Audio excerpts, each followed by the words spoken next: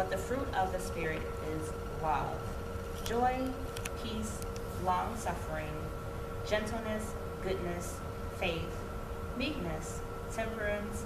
Against such there is no law.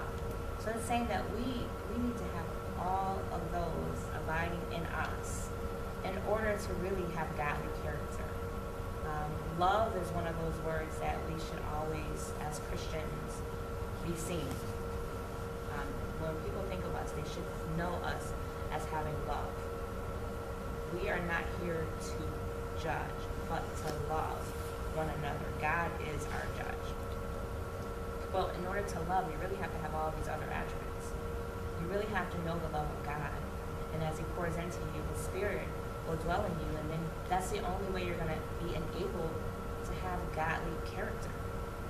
So, can anyone give me an example of how you know when you're really exhibiting godly character? How do you really know?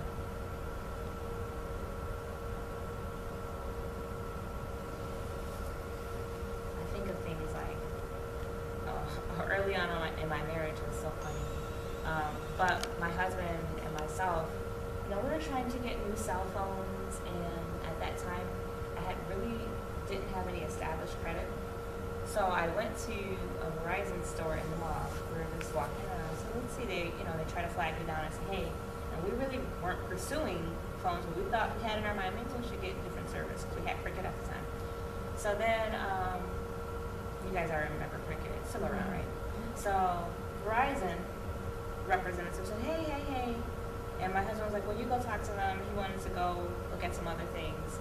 So I was talking to this gentleman, and he's like, oh, yeah, we can get you connected. And I know I did not have any credit. As a matter of fact, I probably had some bills on my credit report. Probably had some hospital bills at that point. I already had 2 kids. So I know that things weren't the best. I know that I tried to get a vehicle before, and I couldn't get a vehicle without leasing or having a high interest rate. So I was like, well, I'm not going to get approved for this. One time before, I think I sought out Sprint, and they said, oh, no, you can't get you this because you don't have any credit. So I think at that time, maybe it was a little bit more difficult to get cell phones or the premium kind of type of packages. So when I got there, he was like, oh, no, you can get approved for this, cell phone. And I got one for me and my husband. And do you know, I ended up getting $1,000 too. You got it. I got $1,000. I don't even know how this happened, but I got $1,000 on my bill. So then I was like, something's not right. How did I get $1,000? I didn't do anything. You know what I do? I called Verizon. I don't know what he did. He did something. Doesn't make any sense that I got $1,000. So I called Verizon, and it was like, I just got cell phone service, and now I'm seeing my bill, and I got credit for $1,000. I don't know how. I think it may be a mistake. I don't want someone to be getting in trouble. My husband looked at me like, girl, why are you calling that company? But for some reason, I thought maybe he did something in error, and I didn't want him to get in trouble. Long story short, I still got that $1,000 in the mail, and nothing was ever done. But I took the steps that I needed to do so that I know in myself that I did the right thing. Right. That, to this day, blows my mind. But I think those are some of the things you think about. Is that godly character? Am I looking to deceive someone? Or if something is wrong, am I bringing it to their attention? There was one time somebody gave me too much money. I was like, you gave me too much money. Just little things like that are examples It just happened to me of yesterday at you work. showing godly character. That some people, I've heard it, and I'm not judging them, but I've heard people say, oh yeah, they gave me too much money. I thought that was my blessing. But I'm like, somebody's going to be accountable for that. And, I would hate for somebody to lose their job. I know I work at the bank, and if my tellers are out money, they can lose their job. So I'm always thinking about, what is the impact to that person? Is this the right thing for me to keep this money or give it back? And we're fortunate that sometimes those customers do bring back money. Our tellers are going to be out, and they're like, hey, I think you gave me too much. And I'm blown away when people do that, because a lot of times people don't turn back around. So I think The Lord says that's good character, is doing the right thing when nobody's watching. But for us, we can't ever say that because God is always watching us. Right. So the thing right? is, you have to be consistent and to do the same thing every time. Right. You know, no matter what. Right. So that's what the world says, you know, when no one's watching, do the right thing, right? Are you doing the right thing? But all the time, doing the right thing. It's very important. So, the fruit of the Spirit, as we talked about, is love. I just broke down some of the things that I thought love should be, how love is exhibited, what it means to us. It's really love without conditions. So when you really love someone, you're not looking for something in return. I thought early on about my relationship with my husband. There's times when you feel like, well, he's not putting in what I'm putting in. So you feel like you want to turn the love switch off. That's not how God operates. That's not how God works. Sometimes in your mind, you want it to be known that you are upset. That's not how God operates. He still wants you to show love and kindness. So Christ died on the cross for us, and he wasn't looking for anything in return. It was without condition. He had the power to call himself down off of that cross, but he was obedient and he stayed there. He was committed to his Father's excellence and his purpose. So it's of loving one another without conditions, not expecting anything in return, and to really meet the needs of people, to be of service. You guys can reference John 15 and 13 for that. Another fruit of the Spirit, love. You see, it's the first one. Many people will say, okay, well, that's the most important thing. Well, that's the one thing that you can't do without these other attributes. And you have to love. Joy. We will take delight in all of God's creation, all of God's people. So when someone gets a promotion, you're not sitting there saying, well, I should have got that promotion. That's not joy. You're taking joy. You're excited for them. You're like, oh, bless the Lord. When someone comes up in service and they give their life over to the Lord, you know, we are praising God, we're shouting, we're worshiping because we know what that means. We know how it's changed our life. And we want that same thing for everyone else. So that's taking joy in all things. When I said that word, pursuit of happiness, I think really happiness is a made-up word, man-made, because happiness is based on conditions. You're happy for a moment. It's an emotion based on what's going on. But when you have joy, this comes from the Lord. So regardless of the circumstance that you're going through, if things are not going your way or, you know, you got surprised for a moment because you thought, Lord, I'm walking in your path and your way, but how did this happen? How did this get in the way? You're still taking joy because you know, God, you are in control. God, all things work together for the good of those who love him. So you have that hidden in your heart and you know that. So you're taking joy in everything, even the things that don't appear to be good. Because all things work together for the good. So then peace. I think about peace. I'm like, oh God, peace. When you really have peace, you're really, you're submissive to the will of God.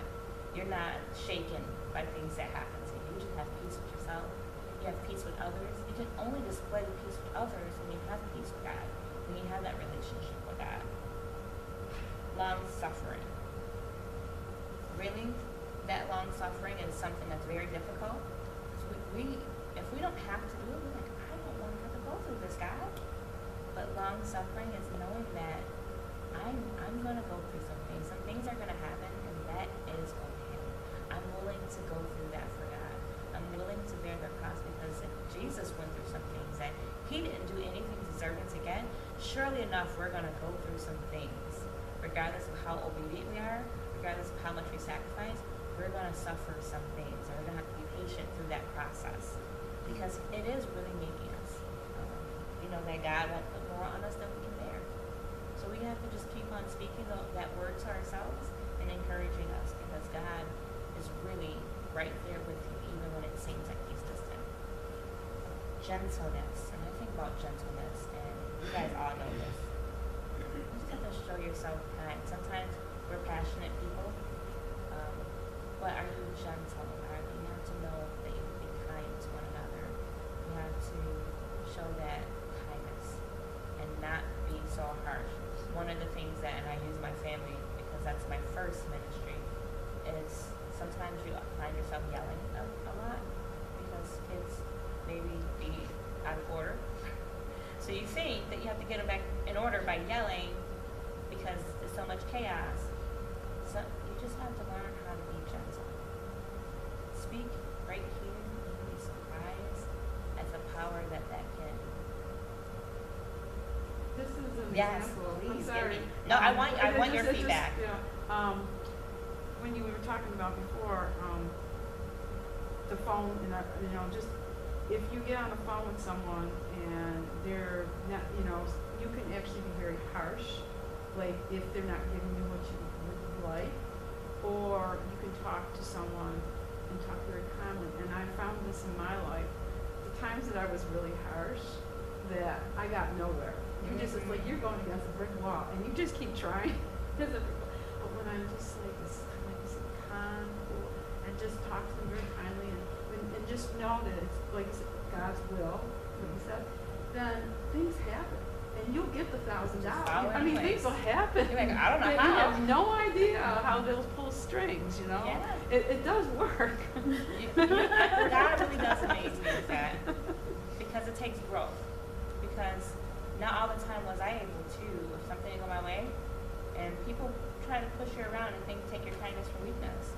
You think that you gotta, well,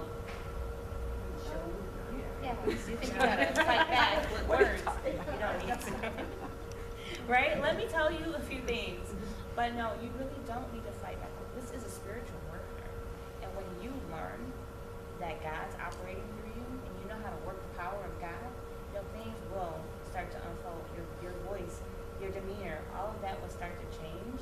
And I have a testimony because my husband used to tell me all the time, "Why are you yelling at me?"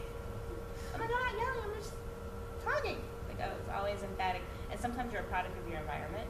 So if you always hear someone yelling, my mom was a yeller, screaming, like cursing, like she wasn't brought up in God. So if you're in that environment and that's what you know, sometimes you don't even realize you're exhibiting this ungodliness, and until you're shown that and God reveals it, you're like, wow, Lord, please forgive me, and He can immediately turn you, and people are looking at you like, what you used to be, nothing like you are now. God amazes people of God, and the enemy will try to creep up and tell you that no, this is who you were, this is who you are, but God has a different plan for your life. He wants to use you as a living testimony. So God made that one thing that you may have had some struggles with, He's able to say that I did that. Because when things are easy, you can say, oh, I did this. I worked, I studied, I looked up this, and I took this training class, I took this leadership course, I did this. No. God wants to show Himself in you. So that's beautiful, because really that phone thing is a testimony. People don't realize it. Even when you get a little bit of road rage, you're driving, and that person cuts you off, so I'm like, no, they didn't do that. You will start to change. Because I had a friend who would actually, in the friend was done, she would get so upset. She would go chase the person down. Like that's how bad her road rage is. And she's such a sweet person. But that road rage was a problem. So God even had to work in that. You don't realize how these small things are not of God. That God can even show Himself in that and turn that thing around. So gentleness is very important, and that's an attribute of Jesus. Goodness, goodness is compassion, and I think I'm keeping you too long. I won't keep you too much longer. It's compassion. Really not being judgmental. Everyone is different and has a different timing in the relationship with God, and just pray for that person that you believe may have an issue or may need to grow, and not have responding directly to a situation. Because those are some of the things and ways that we know that we're operating in godly character. Because everyone, if you need water, everyone, let me put it like this. You won't know that you have arrived or that you've overcome something until you're tested. So you may think that you're great in a certain area, but until that person or that escalated customer comes to you yelling and screaming, anyone can do good with good people. Anyone can have an easy time or easy conversation and have that wow customer service experience, or have that great dialogue. Or we have such great conversation all the time when that person's cordial and they work with you and they're very pleasant to be around. But how about the person who's not so pleasant, who comes in 150 degrees upset, like way to the 10th power, upset, yelling, how do you then respond? Do you escalate too? Or are you still right here and you're allowing them to get what's off their chest? Because remember, it's not about you.